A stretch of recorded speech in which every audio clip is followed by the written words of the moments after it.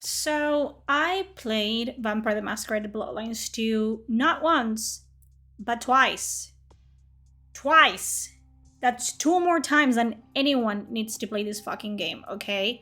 And both times were terrible. Although I knew this game had zero chance of being a good sequel for Bloodlines 1, like I knew from minute one this was not going to be a good sequel, just the way that I knew Veilguard was not going to be a good sequel to Dragon Age. I thought because it came from the Chinese Room, which is known, it's a known studio for making decent, if not good, linear action games, like very story heavy games. I thought that if I put the fact that this is supposed to be a sequel to the back of my mind, I could enjoy the game. Like it was going to be a decent experience.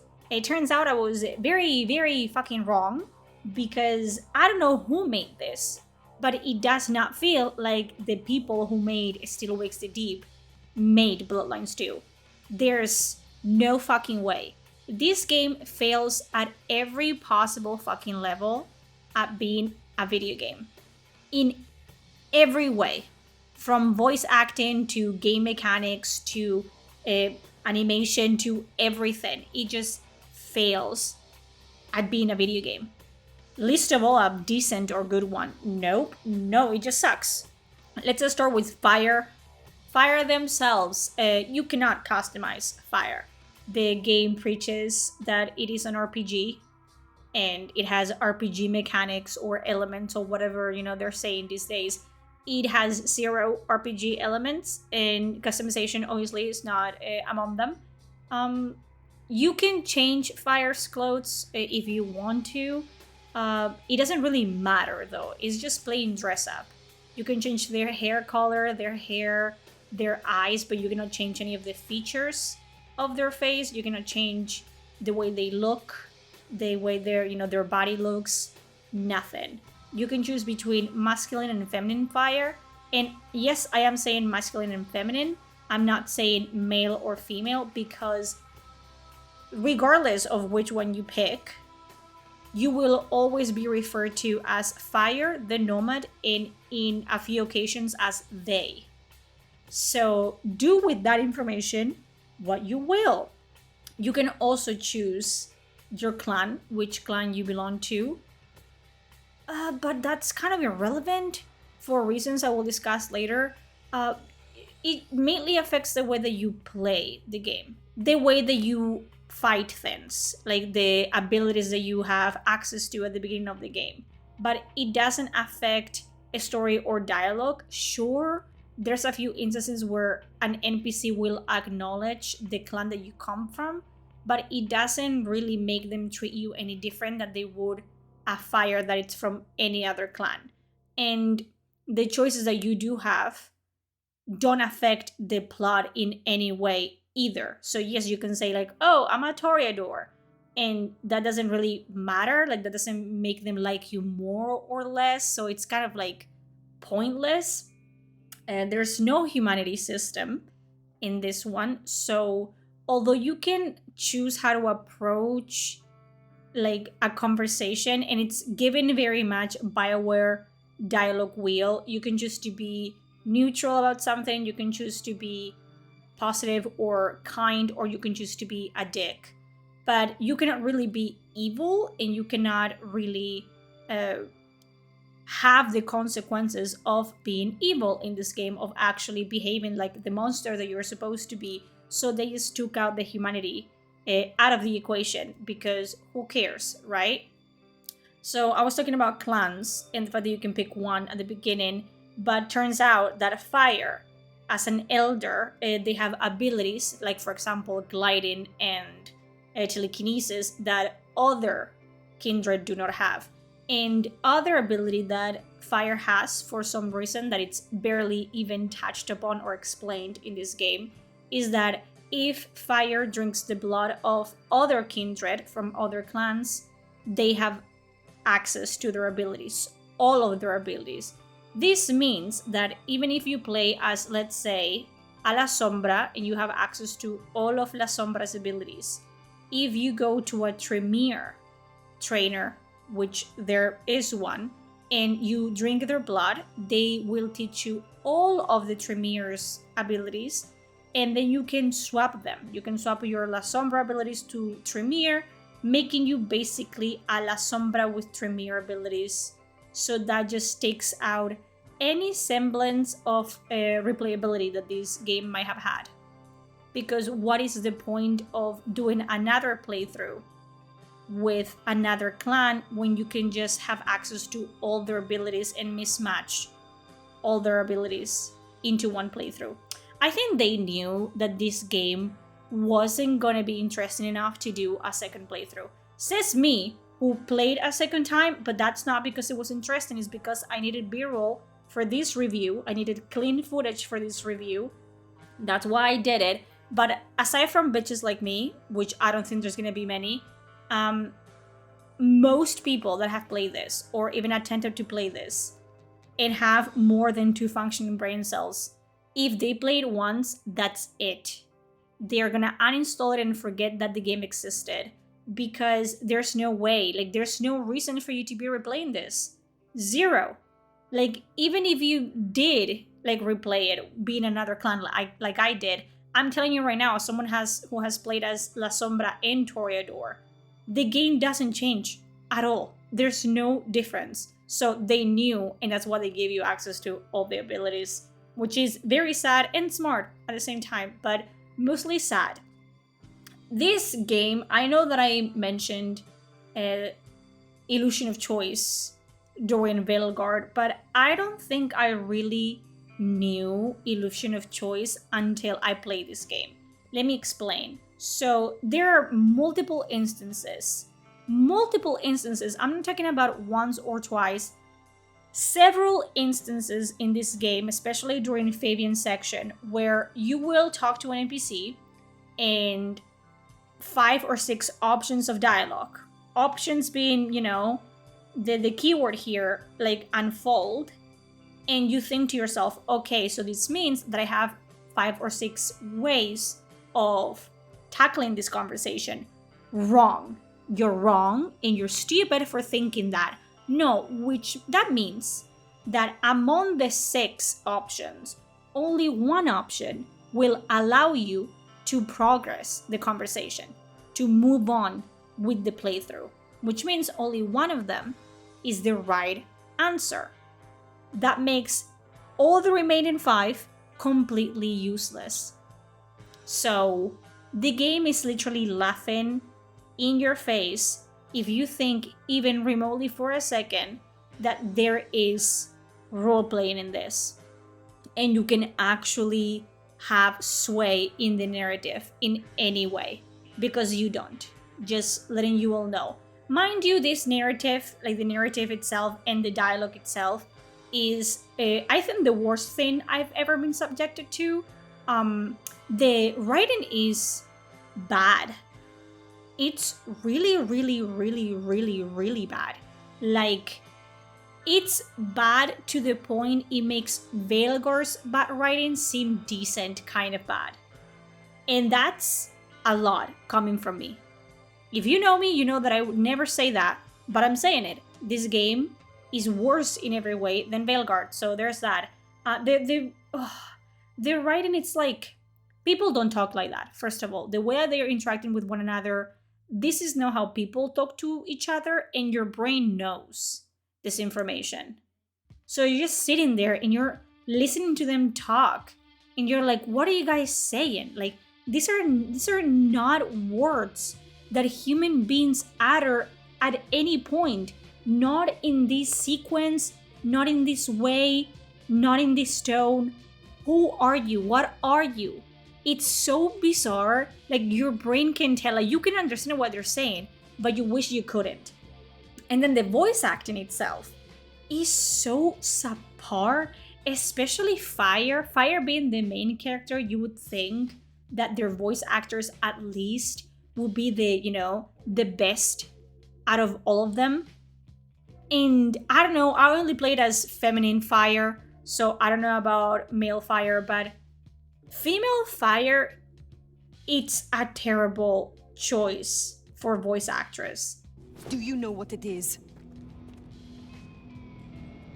No, I swear.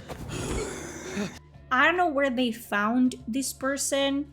I don't know if it's one of the staff that is voice acting for this character for Fire, or what the fuck is going on, because it's just like they plucked a random person in the middle of fucking Starbucks, told them to put on a very weird Dracula accent, and put them in the recording booth and said, go.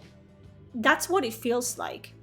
Fire just sounds wrong. It sounds like an amateur doing the voice acting, especially when Fabien, as much as I despise Fabien as a character and as a concept, their voice actor, like Fabien's voice actor, is much better. Like, you can tell that they're a professional voice actor, at least, even though the role that they're playing sucks ass.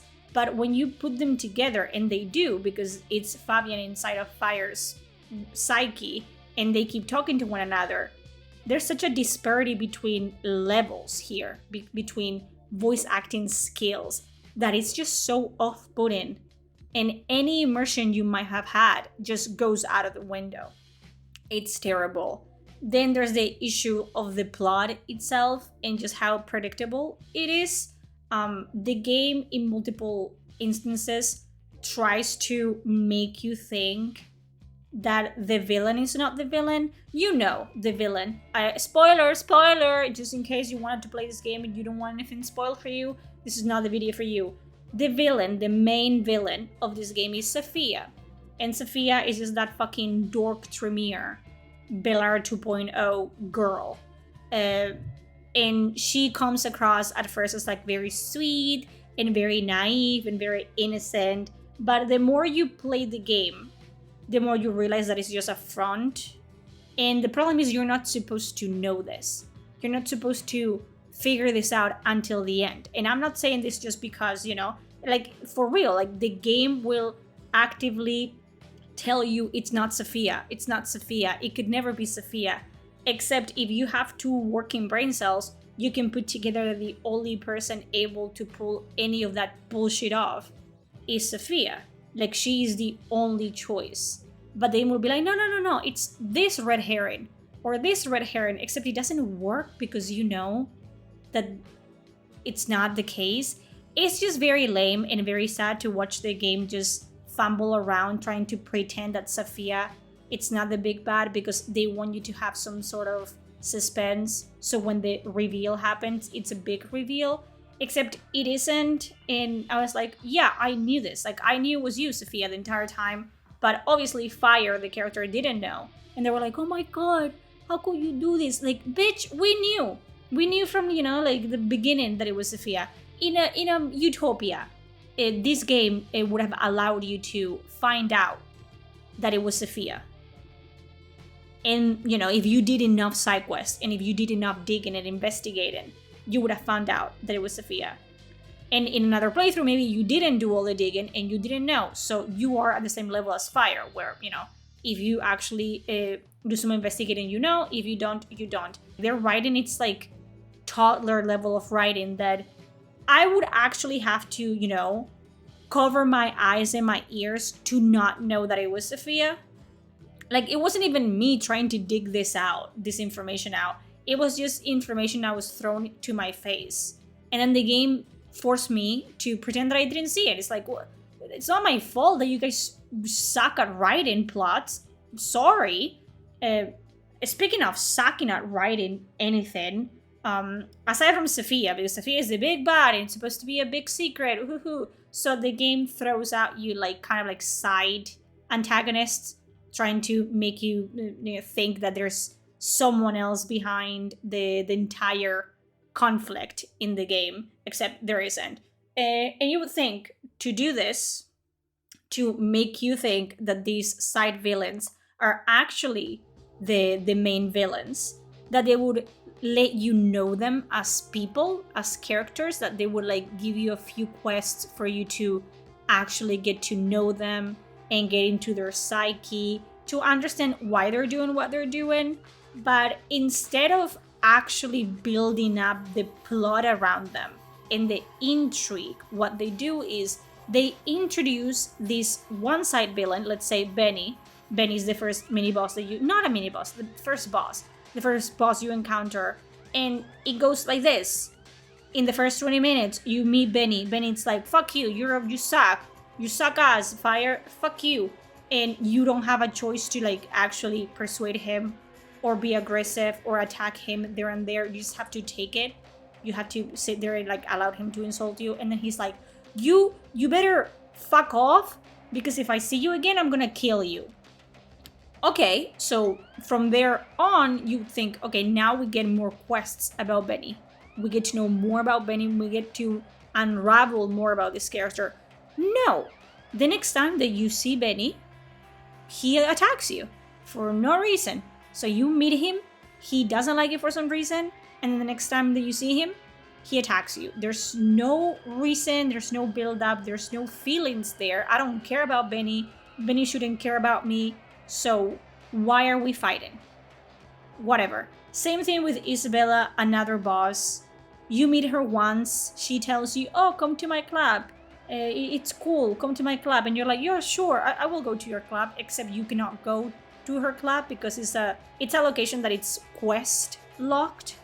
So even if you attempt to go to the building, it's closed and there's no way for you to access it, except down the story, the prince tells you, oh, go check on Isabella, see what the fuck she's doing over there. Give her a stern talking to. So you go there. Mind you, you only have talked to Isabella one time, less than 5 minutes long, the conversation, and you fight her. And that's it. It's like, it's a pattern. It's like, okay, why do I care about these enemies? Like, why am I even fighting them? I don't know who they are. I don't know what they stand for. I don't know what they care about. I don't know why they're doing this. So why am I here with them at this moment in time? Is just irrelevant. There's no tension, no build-up. There's no investment whatsoever in their story and the plot that they're trying to sell me. Terrible. Then there's plotlines that go nowhere. Like, off the top of my head, I can remember the Malkavian woman that is pregnant, and she was pregnant when she became a Malkavian. So the baby is a vampire, and she's a vampire. And because the baby is a vampire, they can talk to one another in her head. And that was such an interesting concept, especially because she says that she's being hunted down because people want her baby, which understandable, that's a fucking vampire baby. But that doesn't go anywhere. Like, they introduce her, she drops some plot, and then she disappears, and she's never seen again or mentioned again throughout the entire fucking game. And I don't know if they actually thought that they were gonna be doing a second Bloodlines 2, or Bloodlines 3 or whatever, but that's delusion on their part, 100%. And there's a bunch of stuff like that. I don't think it's a bunch. That's a stretch, right? Because that would imply that they actually did something interesting a bunch of times. No, but there's a couple of instances where they mention something that has the potential of being interesting or a cool side quest, and then they never talked about it again. So you're like, okay, whatever. Speaking of side quests, there's no side quests in this. So the side quests in this are basically just tied to the trainers that you have. So you have a Tremere trainer, a Banu Hakim trainer, and a La Sombra trainer. These are the only 3 that you can romance, I believe. Romance, stretch, but they are tied to the romance. So you can talk to them, and the more side quests you do for them, which are basically fetch missions. So you have fetch missions with the Tremere bitch. You have find this target and kill them without getting spotted quest. And then you have go to this location and kill a group of enemies in this area quest. And the more you do quests for them, the more they allow you to romance them, basically. So you go to them and you're like, hey, I like you. And they're like, I like you too. And then you do a quest for them and you come back, you do another quest and you're like, hey, I think you're pretty neat. And they're like, oh, I think you're pretty neat too. And then you do another quest and then you're like, oh, I want to suck your wiener. And they're like, oh, I want to suck your wiener too. and that's it. Then it fades to black, and there's like the most cringe worthy dialogue choices, not dialogue choices, just dialogue that I have ever heard. And I will probably play it for you, because if I had to suffer through them, you also have to suffer through them. Come with me. This I learned in Cappadocia.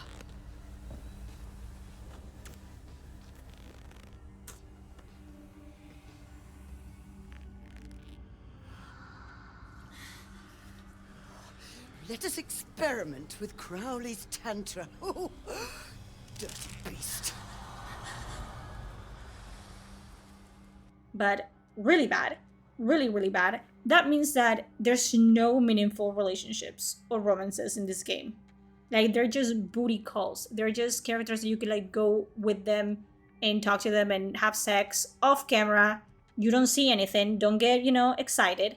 And then that's it. They're just quest givers, and they're free to sex if you want to, although I don't know why you would want to, because it's irrelevant. It's kind of pointless. I think the only reason they even exist, it's because one of the endings, you can have one of them become the next prince. So I think the endings are the hunters burn down Seattle, or Lou rules Seattle, or Rion rules Seattle, or one of your allies rules Seattle, or Fire rules Seattle. That's basically it, but it's basically the same ending over and over again, except the one where everyone dies, which is my favorite, and it's the one that I got on my first try, and it's the canon one for me. The vampires just feel nerfed. They just feel like humans with pointy teeth. I feel like the whole point of clans in the first one especially was that each clan had with it a specific set of traits. That's why it was a clan, right? Not only about disciplines and abilities, but also because if you belong to a certain clan, you were more predisposed to show a certain type of like quirk or traits. And this is not the case for this. They all feel human. It doesn't matter if it's a Ventru or a Toreador or a Bruja or a Banu Hakim or La Sombra. They all feel human.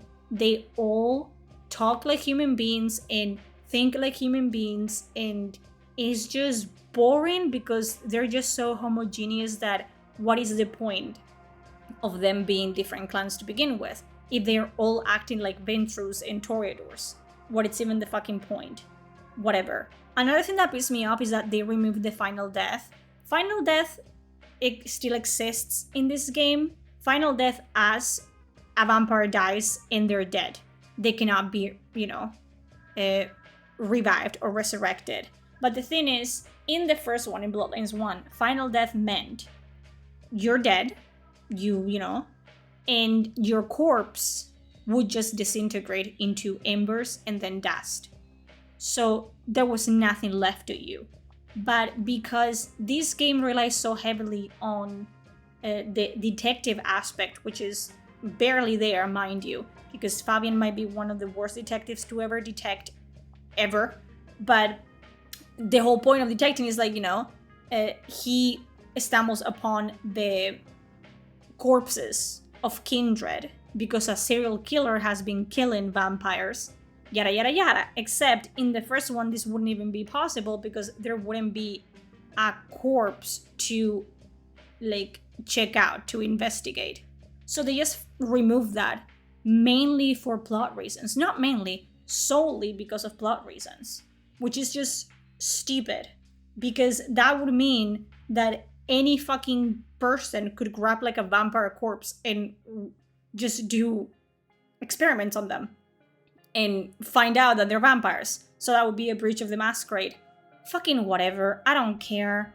It's just so sad. Like, all these mechanics like humanity and final death have just been removed, and it's just sad because it's like you guys didn't know what to do with this setting and you just ruined it instead of just doing the sensible thing and just not doing a sequel of a game that you don't care about. Whatever.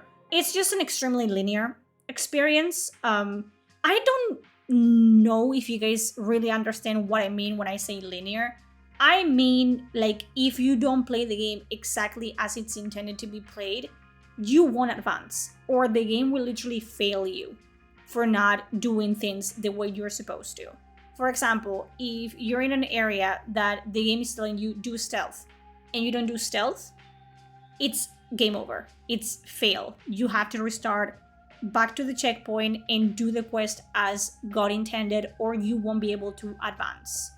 If there's an area where you want to actually do stealth and sneak past all the enemies and go to the next area, good luck, because sometimes the door will be locked until you kill every single enemy in that area. So you don't have a choice.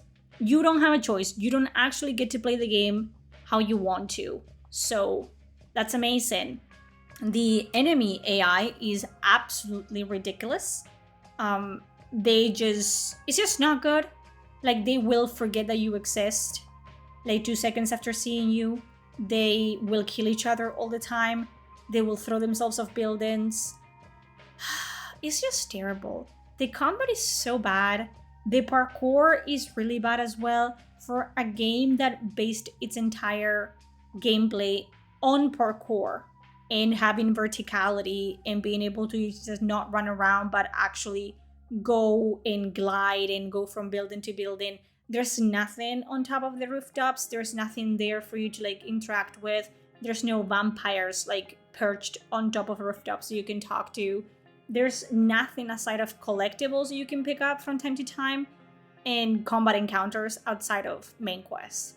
And they get old really, really fast. So after you pick up like a couple collectibles at first and you kill a bunch of like Sabbat or Anarchs, in the hour, 4 or 5, you just ignore everything and you don't pick up anything or fight anything because you just want to get to the main quest as fast as possible so you can like get it over with. So that's great.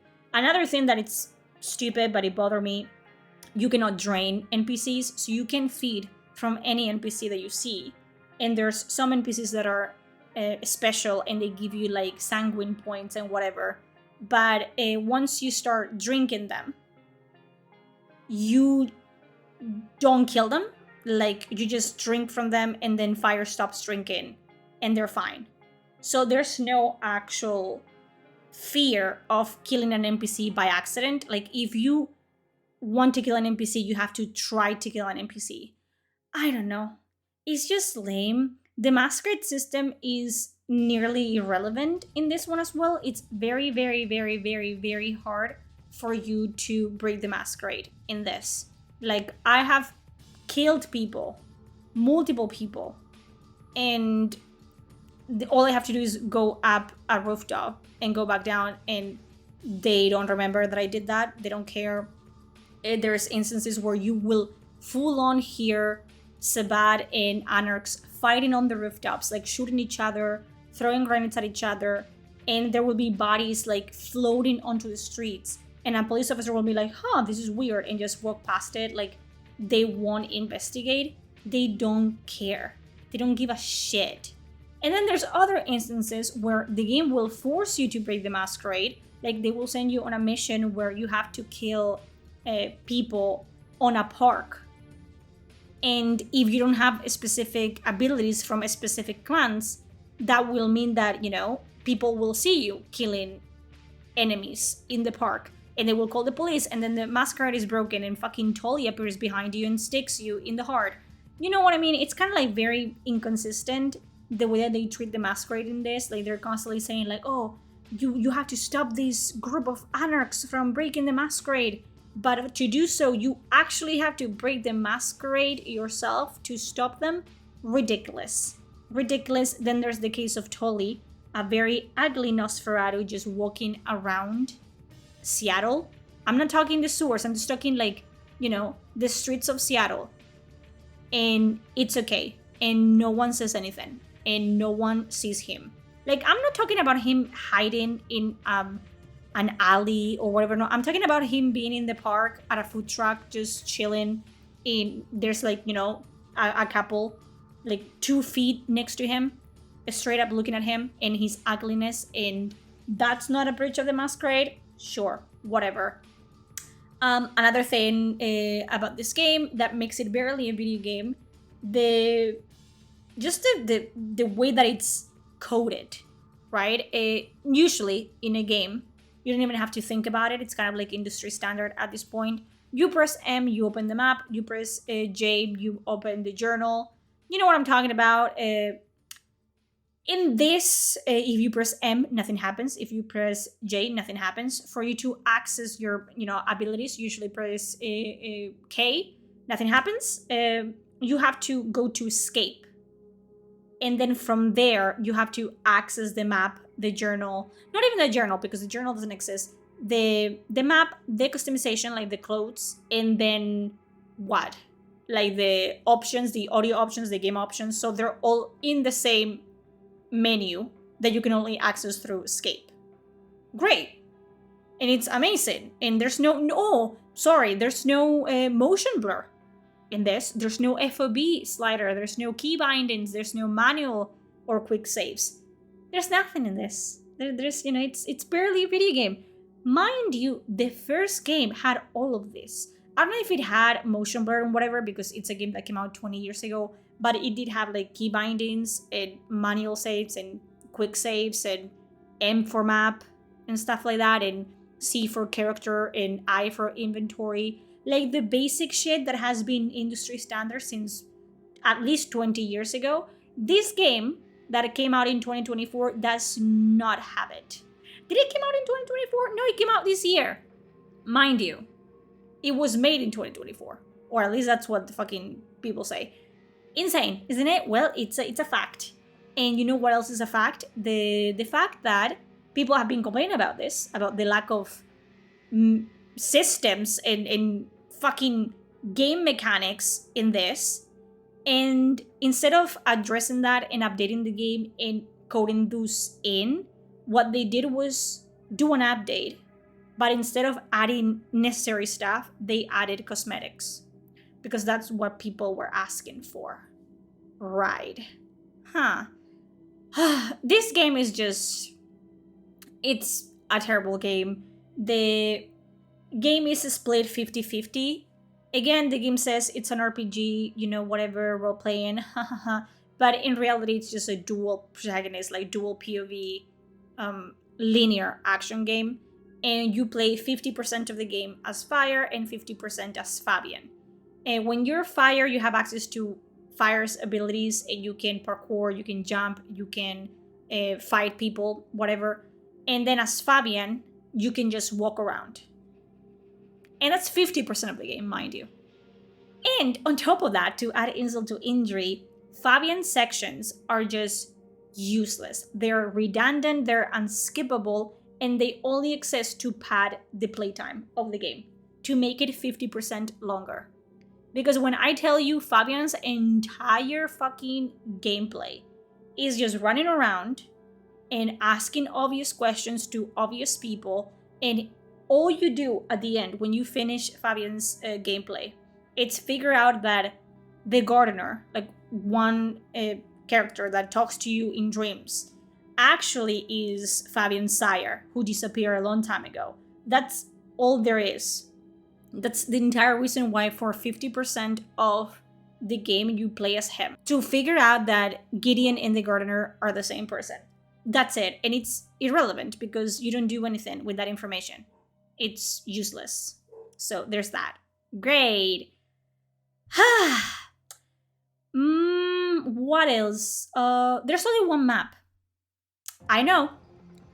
If you have played Bloodlines 1, you will know that even 20 years ago, and fighting against, the confines of technology at the time, Bloodlines 1 managed to make the game interesting and diverse and to bring variety to the environment. So it had Santa Monica, that's the starting map, and then you had downtown Hollywood, you had the Giovanni Mansion, the museum, and I'm sure that I'm missing maps. So you had a bunch of areas that you could access to, and they all had their own NPCs and side quests and unique quest lines and unique music even, and you could go back and forth between these areas at any given point once you unlock them until the end of the game, basically.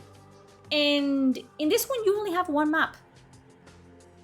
One small, dead, boring, confusing map. That's it. A map that has no side exploration, that has no life. It's a dead map. There's nothing in there. It just feels like a map in a video game, despite Bloodlines 1 having that atmosphere and the ambience down from minute 1. You were walking on the streets and they were alive. Like, you believed that you were living in Santa Monica. You're not gonna believe that here. You're gonna believe that you're playing a game with dead, lifeless NPCs. That's what you're gonna believe. There are some dungeons that are different than the main map, but those are quest-specific dungeons that only unlock at specific points in the main quest, and once you're done with them, you cannot revisit them. So, great. Oh, no dancing! No dancing at nightclubs. Ha! Isn't it fucking great? A Bloodline sequel where you cannot fucking dance in a nightclub? Mind you, there's multiple clubs in Seattle. There's like 3 clubs. And you cannot dance at any of them. And they are all dead and lame and boring. So, fuck you. Fuck you, the Chinese firm. You had one job and one job only, and you didn't even manage to do that. Great. There's not a moment of silence in this game.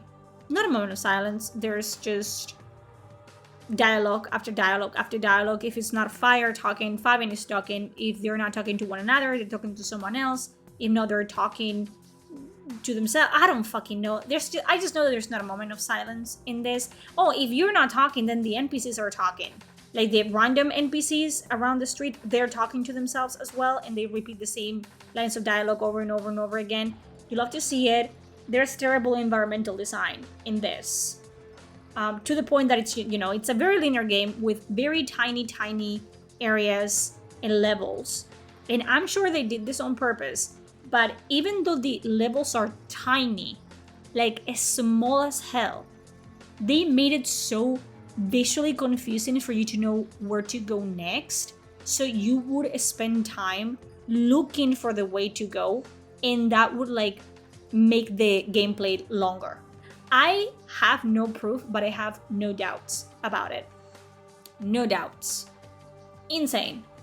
I don't know, man. I don't know. There's just nothing about this game that I can recommend to you, except maybe the music, and the main reason is because the same dude that made the music for the first one made the music for this one. So that's maybe the only silver lining. If you want to enjoy anything a little bit about Bloodlines 2, maybe listen to the soundtrack on Spotify. Aside from that, there's no reason for you to play this game. If you want to play a vampire game, play Bloodlines 1. Play Vampire. Play anything but this. Like, it's just painfully linear. It's shallow. It's soulless. And the fact that it's trying to be this successor, this sequel, to a cult classic, to the iconic game that is still to this day Bloodlines 1, is offensive to me personally. This game gives you no freedom, there's no roleplay, there's no atmosphere, and there's no fun. From minute 1 to the end, it's just, you're just wishing it was over. You're just wishing they got to the point quicker, especially when you know what the point is. Like, the minute that you know the villain, you're like, okay, that's the villain, let's get this fucking show on the road. And the characters are so obtuse and so stupid they cannot see it, so you feel like you're like leaps ahead mentally, and you are. And you're just waiting for the rest of the fucking game to catch up with you. And it's painful. It's torture. It just feels like, I don't know, I would have a better time being waterboarded for information. This wasn't it. This wasn't it. This game is terrible, and I cannot in good conscience recommend to you not even to try. Like, there's nothing about this that you can play and it's so bad that it will make you laugh. It's just bad in a way that will make you feel like a worse human being after you play it. I think this game gave me a drinking problem. because the only way for me to actually put myself through like 2 or 3 hours at a time was drinking through it, even off stream. So I might be an alcoholic because of this game now. Just don't play it. It's not worth it. It's not even bad enough to be fun. It's just bad. It's not a video game. It's a visual novel. Like, they didn't have enough money to make this into a Netflix TV show, so they decided to make it into a game, and we all are, worse because of it. So don't do it. Don't pay for this. Don't even play it if someone gifts it to you. Don't play it if you pirated this game. Don't do that. You would be better off like downloading a virus into your computer. I'm telling you right now. I played this game twice. Listen to me. Listen to me. Don't do this. This is a warning to humanity, civilization. Don't touch this. You will want to jump out of a window. I have tried. The problem is that I live on a first floor. Don't do it. Anyways, I'm probably gonna go and get a glass of whatever alcoholic beverage I have in my fucking fridge and drink until I pass out or something.